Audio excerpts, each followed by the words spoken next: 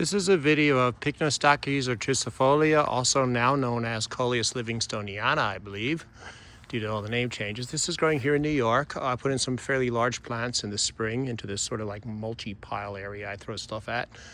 And they did manage to bloom before the frost got them. We had light frost.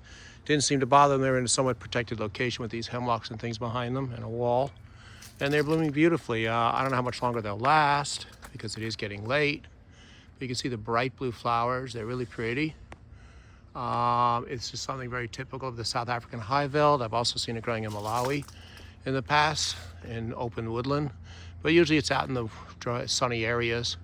It's a beautiful plant. There was actually a nursery I saw up in Connecticut selling it for some crazy price around winter time when it was blooming. You usually don't see it in the area, but it's actually ridiculously easy to grow. It seeds well. It grows from cutting.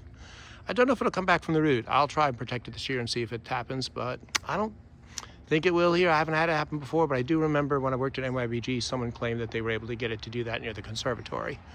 But most years you can't count on it flowering in time before frost nips it bad. But this year it's done really well, and it's looking quite sharp on this while we have a little bit of sun today.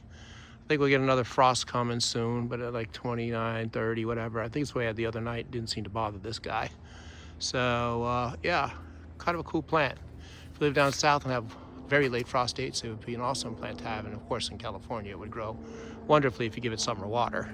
But big plant, taller than me, and lots of blue flowers for a long time in wintertime and late fall.